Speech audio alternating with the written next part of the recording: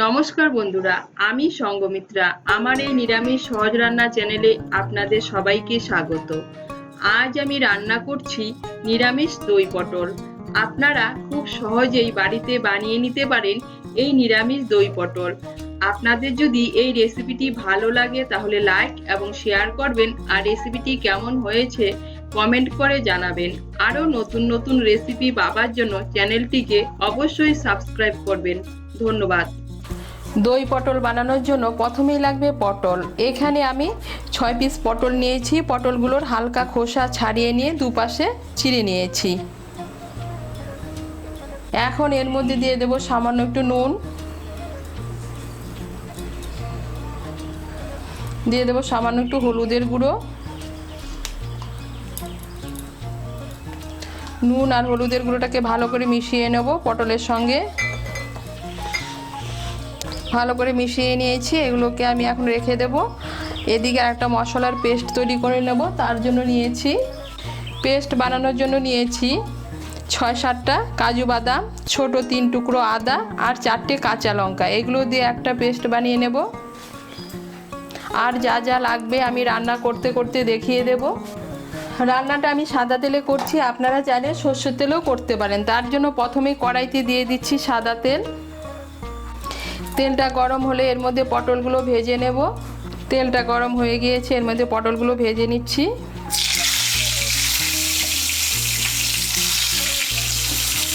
পটলগুলোকে লাল করে ভেজে নেব। এই দেখুন পটলগুলোকে লাল করে ভেজে নিয়েছি। এখন পটলগুলোকে তুলে নিচ্ছি।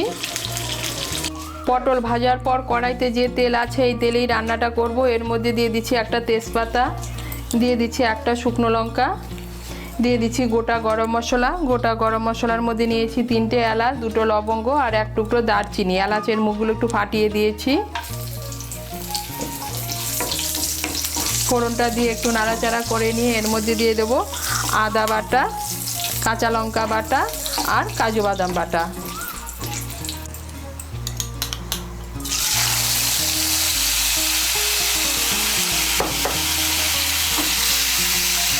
মিশিয়ে নেব তেলের সঙ্গে ভালো করে।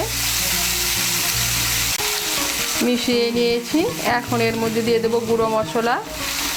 গুঁড়ো মশলার মধ্যে আমি নিয়েছি 1 ছোট চামচ হলুদের গুঁড়ো, 2 ছোট চামচ কাশ্মীরি লঙ্কার গুঁড়ো আর 2 ছোট চামচ জিরের গুঁড়ো। এগুলো দিয়ে একটা পেস্ট বানিয়ে নিয়েছি। এই পেস্টটা এর মধ্যে দিয়ে দিচ্ছি।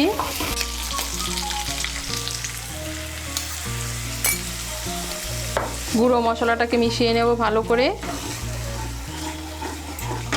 মিশিয়ে নিয়ে মশলাটাকে একটু কষিয়ে নেব। এই দেখুন গুঁড়ো মশলাটাকে মিশিয়ে নিয়ে একটু কষিয়ে নিয়েছি। এখন এর মধ্যে দিয়ে দেবো টক দই। আমি এখানে 1/2 কাপ টক দই নিয়েছি। আমি যেহেতু দই পটল বানাচ্ছি তাই টক দইয়ের পরিমাণটা একটু বেশিই নিচ্ছি। টক দইটাকে সামান্য একটু নুন দিয়ে ভালো করে ফেটিয়ে নিয়েছি। এখন এর মধ্যে দিয়ে দেবো ফেটানো টক দইটা। টক দইটাকে ভালো করে মিশিয়ে নেব। টক দইটাকে ভালো করে মিশিয়ে নিয়েছি। এর মধ্যে দিয়ে দেবো স্বাদ মতো নুন,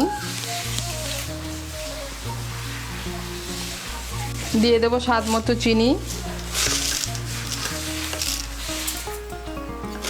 নুন আর চিনিটাকে মিশিয়ে নেব। মিশিয়ে নিয়ে মশলাটাকে আরেকটু কষিয়ে নেব।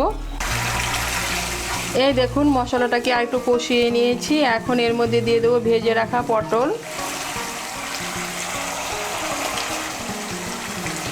পটলগুলোকে মিশিয়ে নেব মশলার সঙ্গে। মিশিয়ে নিয়ে পটলগুলোকেও মশলার সঙ্গে একটু কষিয়ে নেব। এই দেখুন পটলগুলোকে মিশিয়ে নিয়ে পটলগুলোকেও মশলার সঙ্গে একটু ভালো করে কষিয়ে নিয়েছি। এখন এর মধ্যে দিয়ে দেবো জল। এর মধ্যে মশলার বাটিগুলো ধুয়ে আমি 1 কাপ গরম জল দিচ্ছি।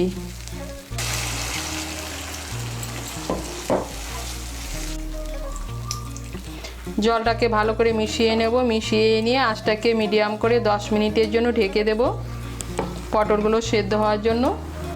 আঁচটাকে মিডিয়াম করে 10 মিনিটের জন্য ঢেকে দিয়েছিলাম। এই দেখুন পটলগুলো সেদ্ধ হয়ে গিয়েছে।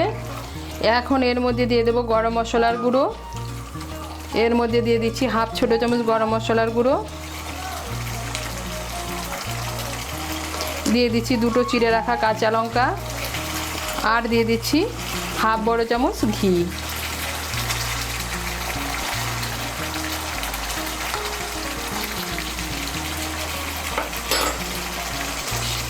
গরম মশলার গুঁড়ো আর ঘিটাকে ভালো করে মিশিয়ে নেব। ঘি আর গরম মশলার গুঁড়োটাকে মিশিয়ে নিলেই তৈরি নিরামিষ দই পটল। ঘি আর গরম মশলার গুঁড়োটাকে মিশিয়ে নিয়েছি আর তৈরি হয়ে গেল নিরামিষ দই পটল।